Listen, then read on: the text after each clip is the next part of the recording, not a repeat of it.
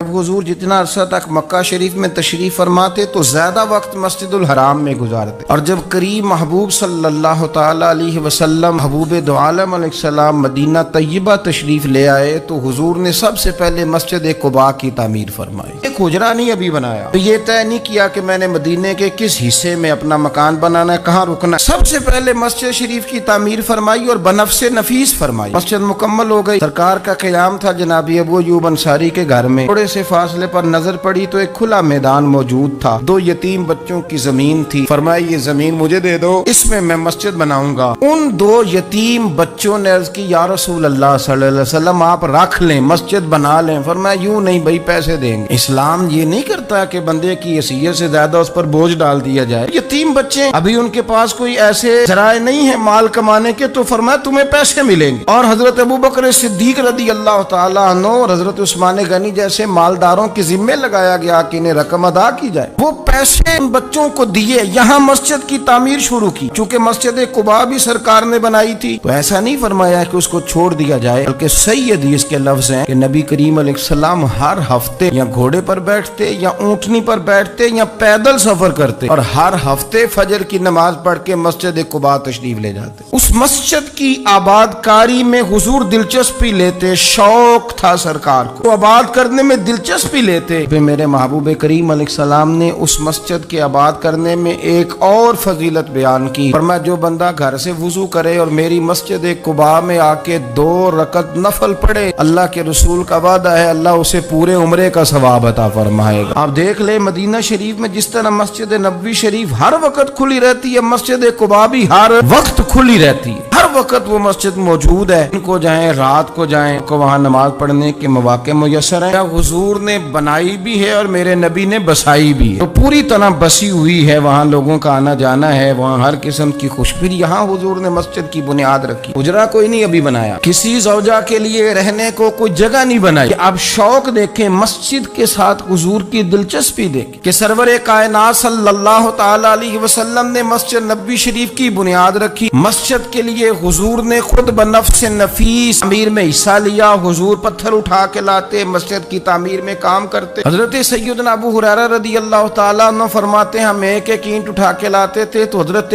عمار بن یاسر رضی اللہ تعالیٰ عنہ 2 اینٹیں اٹھاتے تھے۔ تو جب وہ اینٹیں اٹھا کے لا رہے تھے تو ان کے کپڑوں کو کچھ مٹی لگ گئی۔ جس طرح انسان کسی بچے کو شاباش نہیں دیتا اور کبھی کسی بچے کو مٹی لگ جائے تو اس کے کپڑے نہیں جھاڑتا، سرور کائنات صلی اللہ تعالیٰ علیہ وآلہ وسلم نے جب دیکھا، یہ بخاری کے لفظ ہیں، سید عالم علیہ السلام نے جب دیکھا کہ حضرت عمار بن یاسر کے کپڑوں کو مٹی لگ گئی ہے تو حضور صلی اللہ علیہ وسلم قریب گئے اور صحابہ فرماتے قربان جائیں، حضور نے اپنے دست مبارک سے ان کے کپڑوں کی مٹی جھاڑنی شروع کر دی۔ گویا مسجد بنانے والے مزدور کے ساتھ نبی پاک علیہ السلام کی اتنی دلچسپی ہے، اگر اس کے کپڑوں کو مٹی لگ جائے تو حضور اپنے ید اللہ والے ہاتھوں سے وہ مٹی صاف فرماتے ہیں۔ ہمارے ہاں تو ہمارا مزاج نہیں مسجد کی طرف توجہ دینے کا، اگر کوئی 2-4 بندے مسجد کی کمیٹی میں کبھی زبردستی الجھ جائیں، ان کو الجھا ہی لیا جائے، تو سب سے پہلا فتویٰ یہ لگتا ہے کہ یہ بندہ خزانچی ہے، مسجد کو کھا گیا۔ اور اکثر یہ باتیں وہ لوگ کرتے ہیں جو ایک دھیلا نہیں دیتے مسجد میں، ان کو بڑی فکر ہوتی ہے دوسروں کے پیسوں کی، اس نے پیسے دیے تھے تو یہ کھا گیا۔ مسجد کی آباد کاری میں آپ حصہ لیں، ان کو دھیڑنے میں آپ کردار نہیں ادا کریں، کیونکہ مسجد اللہ کی رضا کے لیے۔ میرے نبی پاک علیہ السلام نے فرمایا جس نے اللہ کی رضا کے لیے مسجد بنائی اس نے اپنے لیے جنت میں مکان تعمیر کرا لیا۔ شرط یہ ہے کہ اللہ کی رضا کے لیے پارٹی بازی کے طور پر مسجد نہ بنائے، رضا الہی کے لیے مسجد بنائے۔ مسجد کے ساتھ دلچسپی ہونی چاہیے، مسجد کی صفائی کریں، مسجد کے ساتھ دیکھیں کہ کون سا بلب خراب ہے، اس بلب کو آپ چینج کر کے تنقید کر کے چلے جانا کہ فلانا بندہ فلانا کام نہیں کرتا، یہ تو بڑا آسان کام ہے، یہ تو آپ کسی سے بھی کرا کہ فلانا غلط ہے، فلانا غلط ہے۔ چیزوں کو غلط کہنا، بندوں کو غلط کہنا یہ آسان ہے، غلط چیزوں کو ٹھیک کر لینا یہ مشکل کام ہے۔ والا میرے بھائی فریضہ سر انجام دے، کوشش کریں مسجد کے آپ قریب آئے۔ حضرت تمیم داری رضی اللہ تعالیٰ عنہ میرے نبی کریم کے صحابی ہیں، انہوں نے نا سب سے پہلے مسجد میں آ کے چراغ جلایا تھا۔ اتنے راضی ہوئے میرے نبی پاک، اتنے راضی ہوئے، فرمایا تمیم تو نے مسجد میں چراغ نہیں جلایا، تو نے تو اپنی قبر روشن کر لی، اور فرمایا تم نے تو مکمل نور حاصل کر لیا ہے، مکمل۔ خاص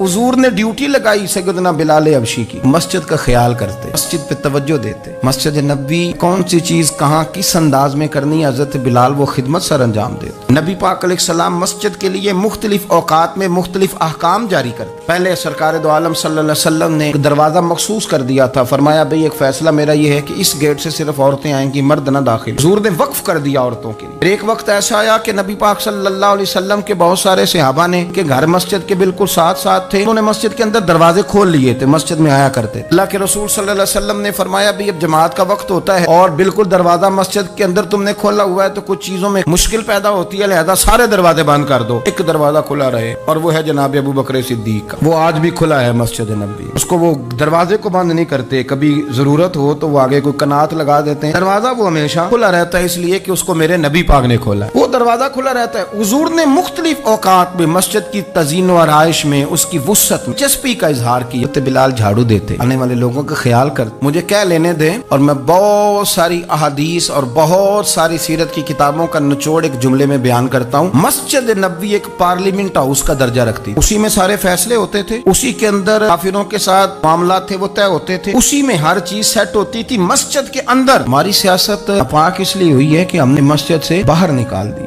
تک یہ مسجد کے اندر تھی، وضو کر کے لوگ بیٹھتے تھے، قرآن پاک کی آیات بیان کر کے اپنا موقف بیان کرتے، بڑا صاف ستھرا نظام چلتا تھا۔ امیر المومنین کا پارلیمنٹ ہاؤس مسجد ہوتی، مسجد میں بیٹھ کے سارے کام کرتے تھے، مسجد کے پاکیزہ ماحول کے اندر سارے کام مکمل کیے جاتے تھے۔ حضرت سیدنا بلال حبشی کی ڈیوٹی تھی، جن لوگوں نے مسجدیں بنائی ہوتی ہیں ان کو مسجدوں سے پیار بھی بڑا ہی ہوتا ہے۔ حضرت بلال حبشی مسجد کی خدمت کرتے تھے، پھر حضور کے وصال کے بعد وہ ملک شام تشریف لے گئے، وہاں انہوں نے وقت گزارا۔ حضرت عمر فاروق رضی اللہ تعالیٰ عنہ جب ملک شام کے دورے پر تشریف لے گئے اپنے دور خلافت میں، تو کہتے ہیں میں جناب بلال حبشی سے ملنے گیا، کہتے ہیں حضرت بلال نے سب سے پہلے مجھ سے پوچھا کہ بتاؤ میرے نبی پاک کی مسجد کا کیا حال، وہ فلاں کونے کی کیا پوزیشن ہے، وہ فلاں جگہ سیدہ عائشہ کے حجرے کے پاس فلانا کام ہونے والا تھا کی کیا پوزیشن ہے، ایک چیز کے بارے میں پوچھا۔ خوبصورت فرمان ہے حضرت عبداللہ ابن مسعود کا، فرمایا کرتے اللہ کا کوئی بندہ جب مسجد میں کسی مخصوص جگہ نماز پڑھتا ہے نا، تو جب وہ کچھ دن نہیں آتا تو مسجد اس کا انتظار کرتی، مسجد اسے ڈھونڈتی ہے، مسجد پوچھتی ہے وہ کدھر گیا، قربان جاؤں۔ فرمایا اگر وہ بندہ انتقال کر جائے، وہ دنیا چھوڑ جائے، مسجد کی وہ صف روتی ہے، اسے ڈھونڈتی ہے، وہ اس کو تلاش کرتی ہے، وہ اس کے لیے آنسو بہاتی، اللہ کے حضور التجا کرتی ہے کہ یا اللہ وہ یہاں رہا کرتا تھا، یہاں نماز پڑھتا تھا، وہ یہاں آیا کرتا تھا۔ کسی کو بیٹے رو رہے ہیں، کسی کو بیٹیاں رو رہی ہیں، کسی کو وہ لوگ رو رہے ہیں جن کی ضرورتیں پوری کرتا تھا۔ یہ جو مسجد سے پیار کرنے والا تھا، مسجد کا نمازی، اس کے لیے مسجد کی صف، مسجد کا مصلی آنسو بہاتا ہے۔ مالک وہ کہاں گیا جو یہاں نماز پڑھتا تھا، مجھے بتلاؤ۔ جس کو مسجد یاد کر کے روئے گی، پھر اس کی قبر پہ اللہ کتنی رحمتوں کا نزول فرمائے، پھر اس کے اوپر کس قدر کرم کی برکھا برسے، اسے کس قدر نوازا جائے گا جس کے لیے مسجد روئے گی۔ ایک صحابی نے عرض کیا تھا کہ یا رسول اللہ صلی اللہ علیہ وسلم میں نابینا ہوں، مجھے نظر نہیں آتا، اجازت ہے گھر میں نماز پڑھ لوں؟ میرے کریم علیہ السلام نے فرمایا تیرے کانوں میں اذان کی آواز جاتی ہے؟ حضور جاتی ہے۔ فرمایا پھر گھر نہ پڑھ، پھر مسجد آ کے پڑھ، تو مسجد میں آیا کر، تو نماز پڑھا کر، تیرے کانوں میں آواز جاتی ہے، لہذا تو مسجد میں آیا کر، یہاں آ کے نماز پڑھا کر۔ بہت سارے لوگ ہیں عدم دلچسپی، ہاں گھر میں بھی نماز پڑھنی چاہیے۔ نبی پاک علیہ السلام نے فرمایا اپنے گھروں میں مسجد بناؤ، یعنی ایک جگہ مخصوص کرو ہاں جہاں صرف نماز پڑھی جائے۔ فرمایا اپنے گھر میں مسجد بناؤ اور کچھ حصہ نماز کا گھر میں بھی پڑھا کرو، کچھ نوافل، کچھ سنتیں، کچھ حصہ گھر میں بھی نماز کا پڑھا کرو۔ فرمایا اپنے گھر کو قبرستان نہ بناؤ، اس کا مطلب ہے جس گھر کے اندر نماز نہ پڑھی جائے، بالکل اس گھر میں سارے زندے لوگ بھی رہتے ہوں تو گھر قبرستان ہے، حضور کا فرمان ہے۔ اور جس گھر میں کوئی اٹھ کے سویرے تہجد کا وضو کرتا ہے، مردوں کا گھر نہیں، وہ تو زندوں کا گھر ہے۔ بچوں کو تکلیف تو ہوتی ہے، سویرے بوڑھے اٹھ کے تہجد کا وضو کرتے ہیں، کیونکہ ان کے سونے کا ٹائم ہی وہ ہوتا ہے جب بابے اٹھ جاتے ہیں، بابا جی سویرے اٹھ کے وضو کر رہے ہوتے ہیں تو بچہ تنگ ہوتا ہے، دیکھو جی مطلب چونکہ اس نے جو سونا ہی اس وقت ہے جب دنیا کے جاگنے کا وقت ہے، لیکن اس کو پتہ نہیں تیرے گھر میں کوئی تہجد کا وضو کرتا ہے تو رب راضی کتنا ہوتا ہے، ہو سکتا ہے تیری بھی بڑی خطائیں اس کی وجہ سے معاف ہو جاتی ہیں۔ میرے نبی کریم صلی اللہ تعالی علیہ وسلم نے فرمایا میں نے جنت کے اندر دیکھا کہ کس عمل کا ثواب زیادہ ہے، فرمایا میں نے سب سے زیادہ اجر والے جو اعمال دیکھے ان میں ایک عمل یہ ہے کہ جو بندہ مسجد کی صفائی کر کے کچھ کوڑا مسجد سے باہر نکال دے گا، رب کریم اسے جنت میں بڑا درجہ عطا فرما دے گا، لیکن یہ تو کام کرے گا کوئی غریب آدمی۔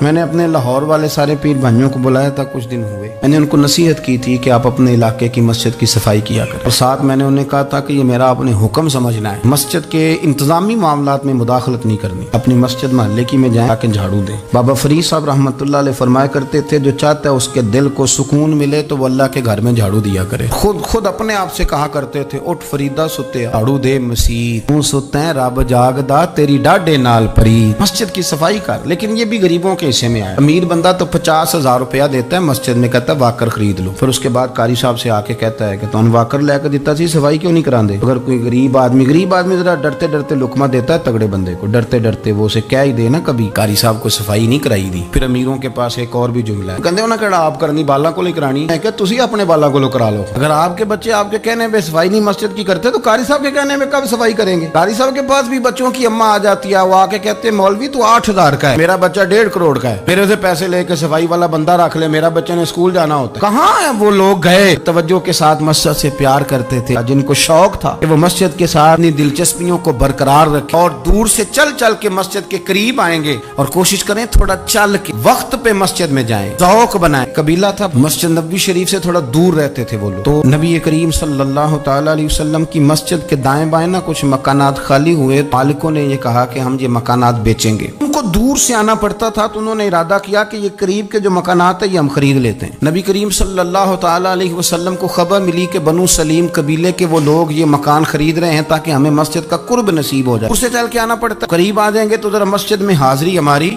آسان ہو جائے گی. حضور نے انہیں بلا لیا اور میں تم مکان خریدو تمہاری مرضی, نہ خریدو تمہاری مرضی, پر ایک بات سن لو, تم جتنے قدم چل کے آتے ہو نا رب کے فرشتے تمہارے قدم لکھ لیتے ہیں, تمہارے قدم لکھے جاتے ہیں. تمہارے قدم 2 دفعہ حضور نے فرمایا, اس میں موجود ہے 2 دفعہ تمہارے قدم لکھے جاتے ہیں. وہ لوگ بڑے مشتاق تھے اللہ کے درگاہ سے اجر کے آنکھیں گول, حضور فرشتے ہمارے قدم لکھتے, رب کو دکھاتے ہیں کہ اتنے قدم چل, ہاں تمہارے قدم لکھے. یا رسول اللہ ہم نے نہیں قریب آنا, ہم دور ہی ٹھیک ہے, چاہتے ہیں ہمارے زیادہ قدم لکھے جائیں, دور سے چل کے آیا کریں گے. پھر یاد آ گیا ہے کسی درویش کا, اس نے کہا تھا کہ گو سنا تھا آستانہ یار دور ہے, ہم نے بھی ٹھان لی تھی کہ جانا ضرور ہے. رسول کریم صلی اللہ تعالی علیہ وسلم کے غلاموں نے مسجدیں بنائیں, مسجدوں کے ساتھ دلچسپی کا رویہ رکھا, مسجد کے ساتھ ان کی وابستگی بڑی مضبوط رہی. ایک دفعہ میں یہاں نا نماز پڑھ کے نا تھوڑا میں کبھی جب میں خود جماعت کرایا کرتا تھا شروع میں, تو میں یہاں تھوڑا سا گھومتا تھا. ایک دفعہ باہر گلی میں 15-20 دنوں کے بعد ایک بابا جی کبھی آتے تھے تو 10 روپے 15 روپے بار گلے میں ڈال کے چلے جاتے تھے. تو میں نے ان کو, میں جانتا نہیں تھا, 2-3 دفعہ نظر پڑی تو مجھے تھوڑا سا ذہن بنا کہ یہ بزرگ کون ہے. میں نے ایک دن ان سے کہا, میں نے کہا بزرگوں آپ